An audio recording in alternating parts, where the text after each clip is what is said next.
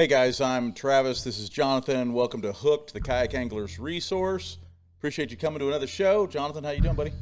I'm good, man. I'm great. Just got back from Bull Shoals. The struggle was real there for me. Unfortunately, I needed a good event for Moyak points and hopefully jump in that top 20. And so now it's going to come down to Palmy and see how I do there, which I did well there at that camo event, but I don't see myself going back to the same spot where I went because I think it'll be pretty busy, but we'll see what happens. But other than that, man, I'm good. You got to take out a new boat this weekend, man. How was that? I did.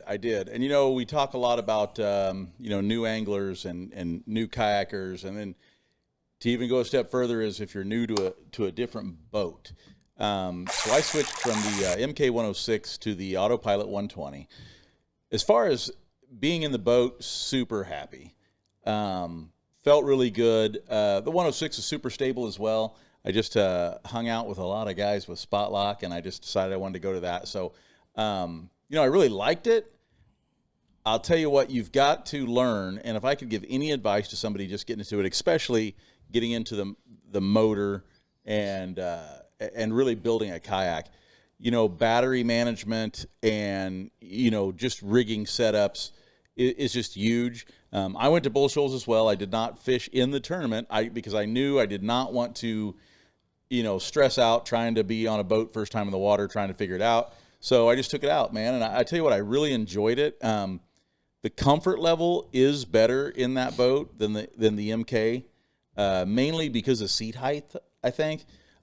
I did learn a lot, which is always good. I learned that, I don't have to take everything I own.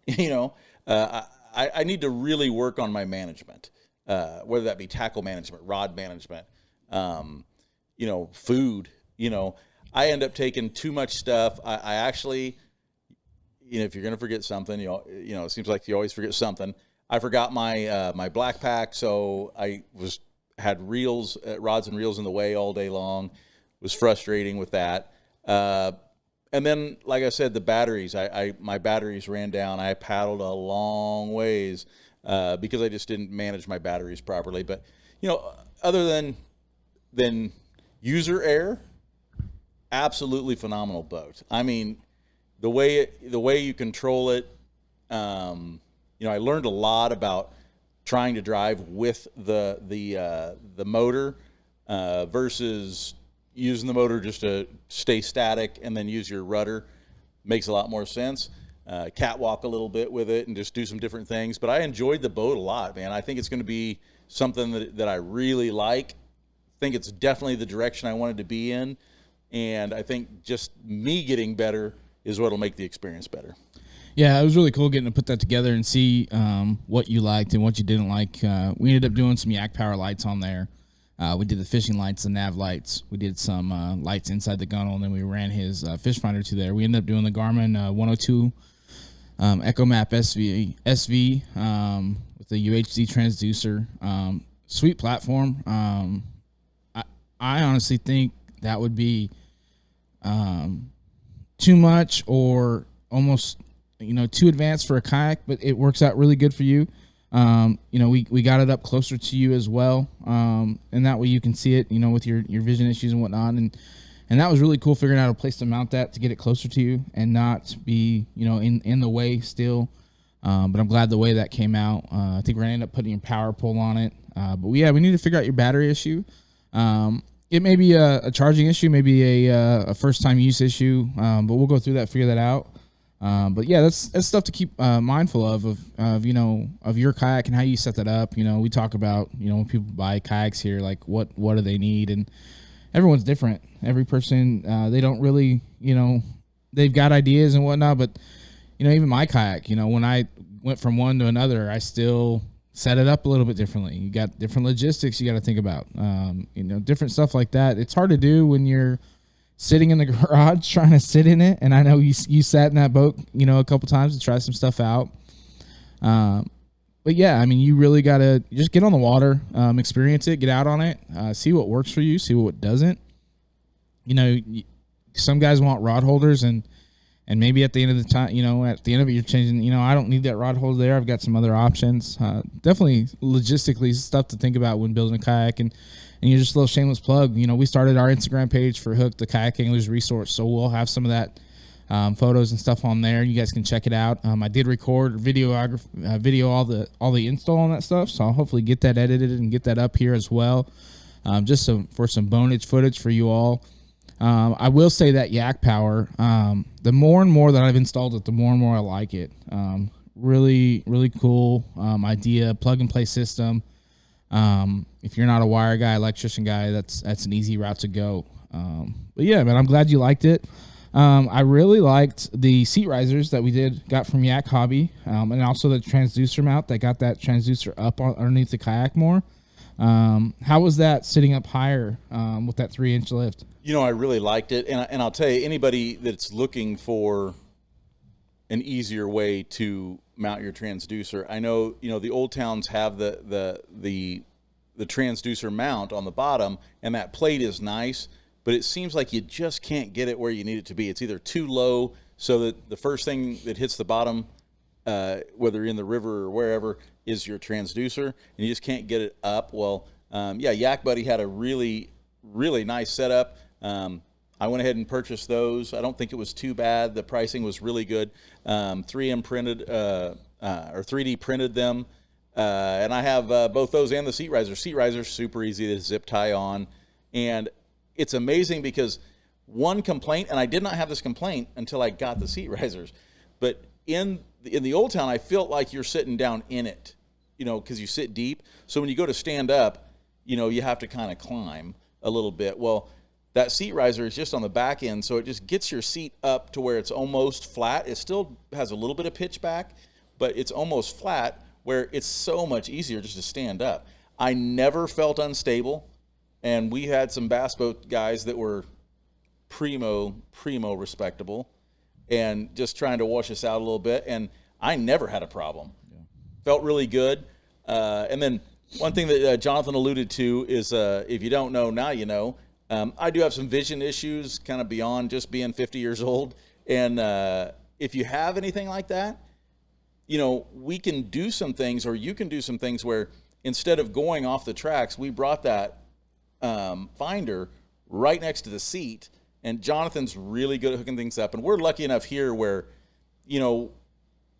we build some of these boats to display them and for content, because you can't go to drilling holes in somebody else's boat and then hope to sell it, or have it where somebody comes in and says, well, I don't want that. Well, you can't fill the hole. So we're able to kind of set some stuff up and make some kind of show boats, more stuff than I really would put on it normally, but it's really a good way for us to show off what you can do to a boat and show off the skills that Johnathan has in setting them up.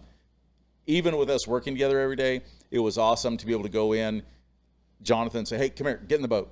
And I would get in the boat, and he'd say, okay, let's put this here. Now, is that usable?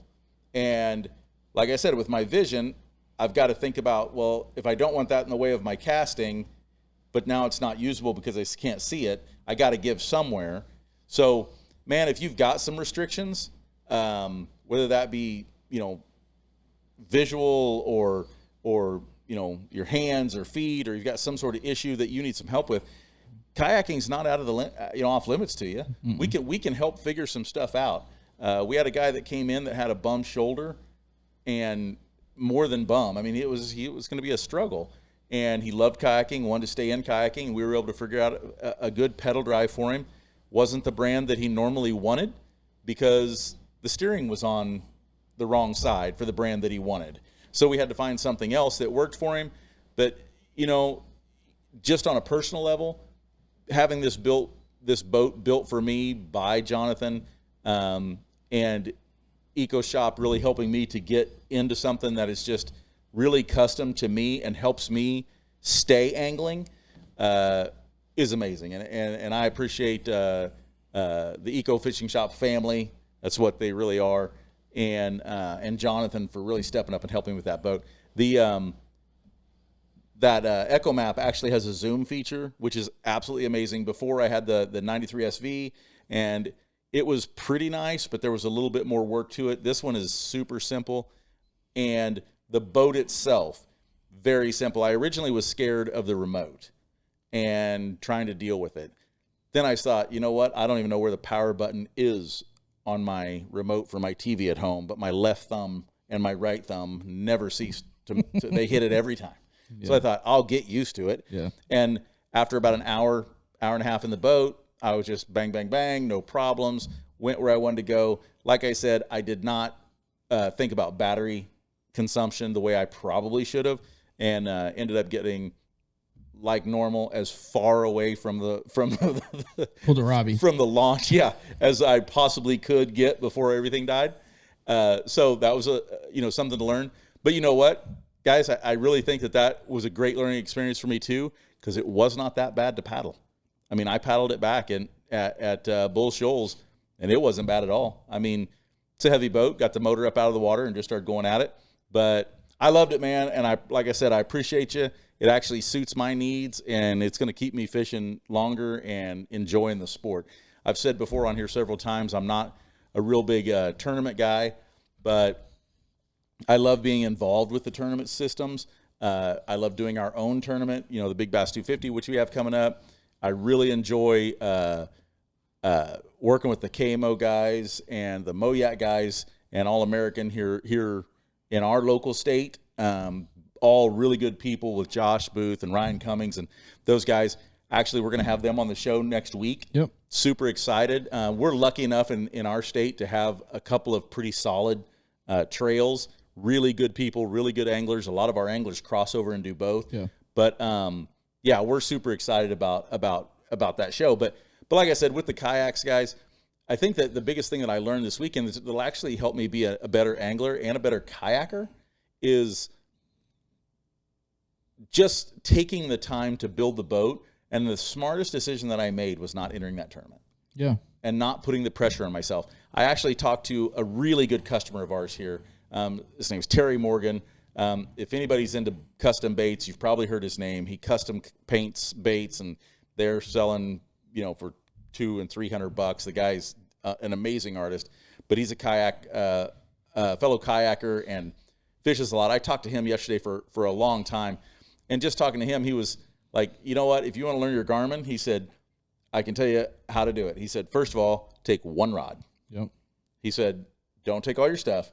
He said, take a few baits and one rod and go out there. Otherwise, you'll keep finding excuses to not use it, focus on learning it. And he said, after you learn it, you'll be good to go. And I did not do that. I actually tried to fish a little bit harder.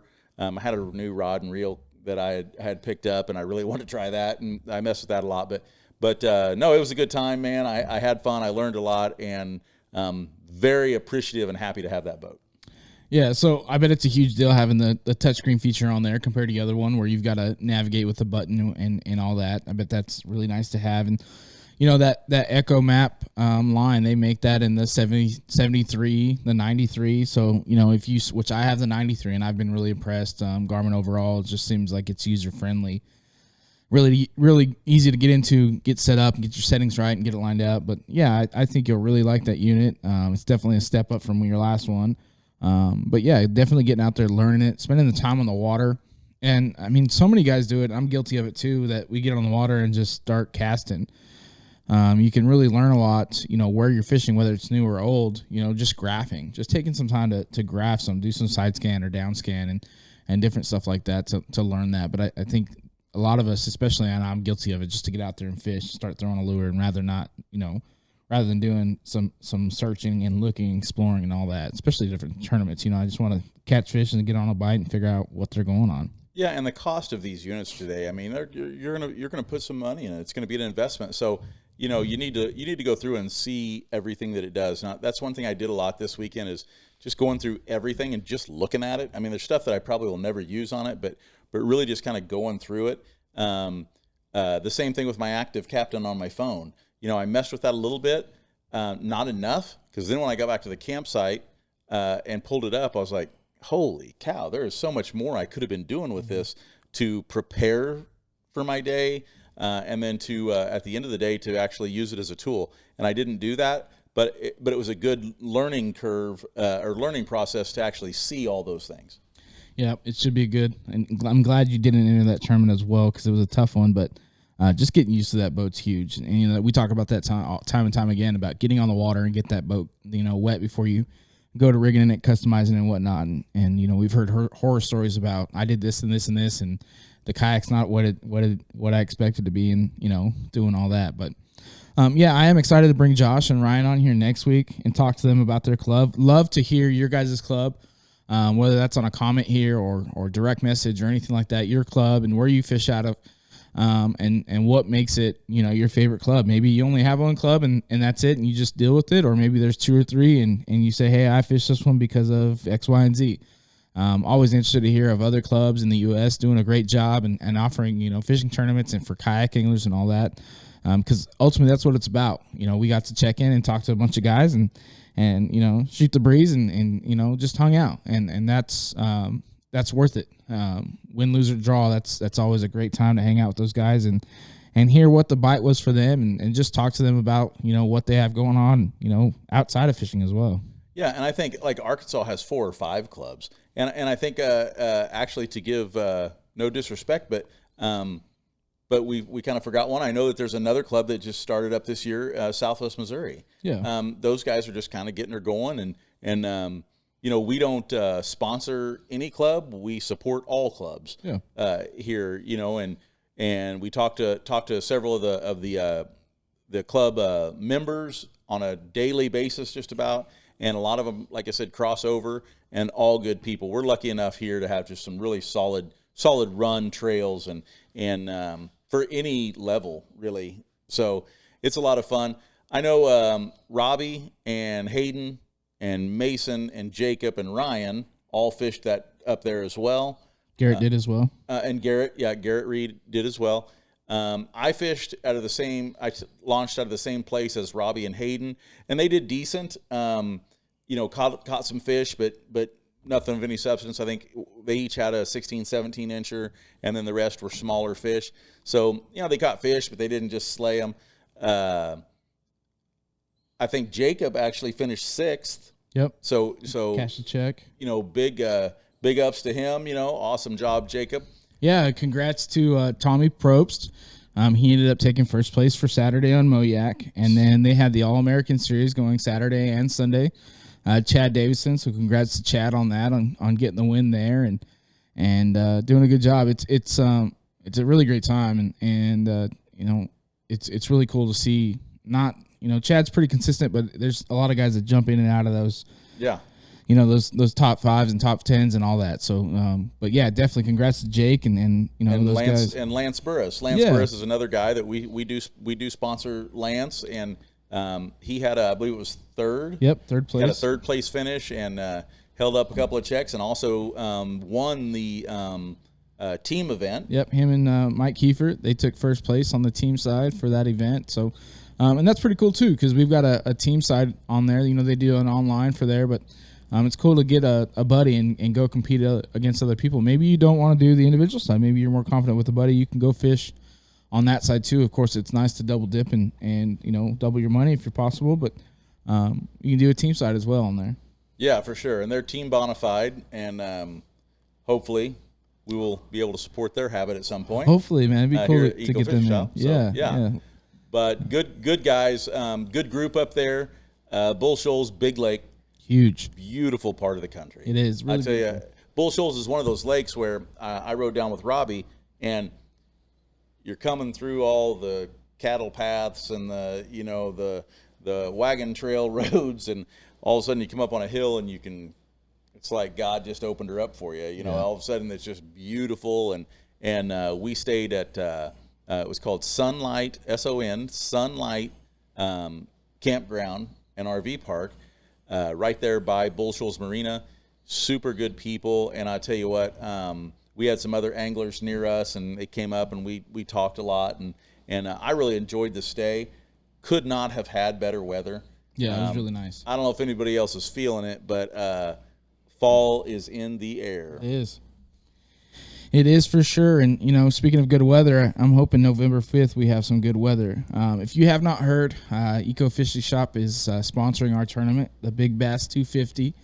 It's getting exciting for us. And of course we haven't dropped, all the news and all the latest, but it's getting exciting for us because we're slowly hearing from vendors that are wanting to get involved and get some stuff for us to give away. There's talks about kayaks to be given away. There's talks about Dakota Lithium hopefully joining on. Yep. Bixby. A motor here or there. Yeah. So Yak Attack, definitely. We've got going to have some good stuff from Yak Attack. I know it's still early. You still got a ways out, but get signed up if you can, if you're planning on it. I think that's really going to drive numbers. I think that's really going to drive, getting to that 250 number. And, we're also working on a guaranteed number. That way, saying, hey, this is a guaranteed payout. No matter how many anglers show up, maybe it's 150, maybe it's 200. And that way you know what you're competing for. And that'll, help pique your interest and say, hey, this is probably definitely worth a trip. And Rob from Illinois, I forgot his last name, but I got an email from him on Friday, said, hey, I just saw this, super interested, thinking about getting some guys. Can I ask a couple questions? He asked a couple questions. I fired him back. He signed up right away. He said he had 6 or 7 guys that were definite yeses, and they've slowly started trickling in as well. Like I said, so far we've got Illinois represented. We've got Alabama represented. I talked to a couple of guys that are out of Iowa and Kansas, and, of course, Missouri and Arkansas. So we're hoping to really get just a really cool kayak community gathering where, yes, it's a competition, but we really want to do this thing as a destination tournament where you'll be seeing some different content coming out. Robby and I are going to get some stuff out this next week or two that basically shows a little bit about Lake of the Ozarks, where, if you come down and pre-fish, where you can stay, where you can eat, just some different things that are just beautiful about the Lake of the Ozarks and that can make it fun, where if you wanted to come down here and bring your wife and kids while you're fishing, there is plenty for them to do. They can, from going down to Hahatonka and walking the trails and looking at seeing the old castle and all the vistas and things that are there, to going up to the strip and playing skee ball or just seeing what that has to offer. The Lake of the Ozarks is an awesome place, pretty much year round at this point, and we love to have anybody up here. And the good thing is all the businesses do too. So that's some stuff we're going to start showing off, is the fact that these businesses in our area, they love the people that are here in July. That's great. They're banking all they can to get through. But I'll tell you, you want to see how much they appreciate you, come down in November and see how much, how good the service and how much they take care of you. It's just a great place to be. The fishing should be absolutely phenomenal. I know Chad Davidson, I was talking to him a month or two ago about it, and he's like, my favorite place to be in the fall is Lake of the Ozarks. And so I think that we're going to get, a lot of guys like that'll be coming up here and really trying to slay. Yeah, definitely. It's going to be a great time down here, and I think Eco Fishing Shop and all our vendors, we're just going to knock it out of the park. So it should be a great time.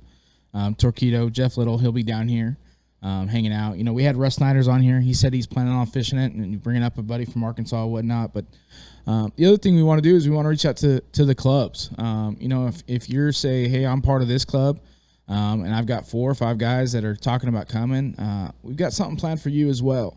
Whether that's maybe a club trophy or something like that, but also some prizes or maybe some payouts for that.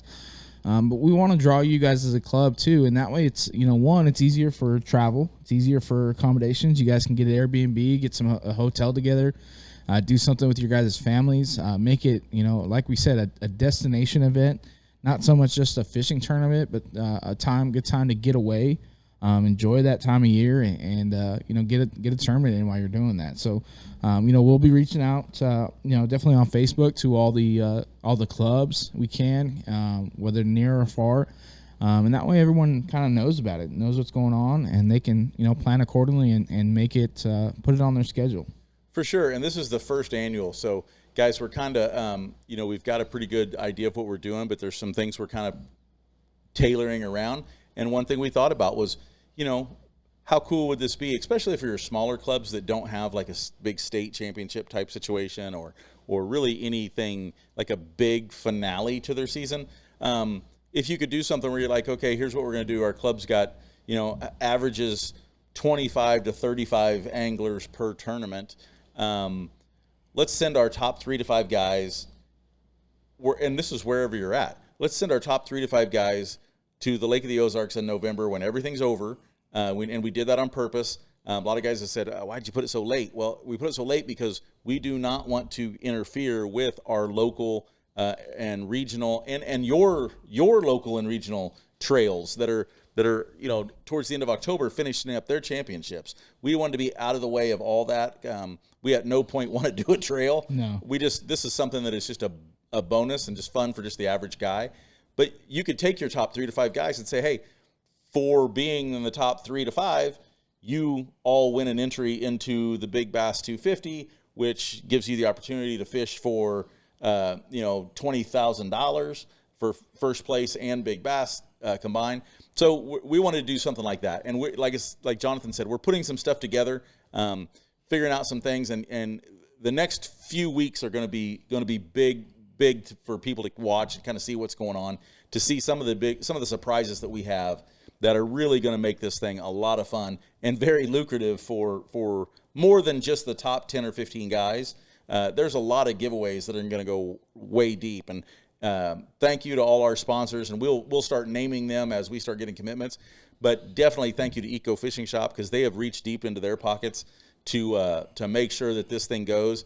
I know early on we talked about the fact that that it's $250 and 250 guys, and this is how much money that would be. Guys, if you saw the amount of money that Eco Fishing Shop is willing to spend on food for everyone, the stage, the rental for the tent that is a 40 by 100, same tent that the Big Bass Bash uses here. The money we're spending for that kind of stuff, and then that we're spending for these giveaways above and beyond what we're getting.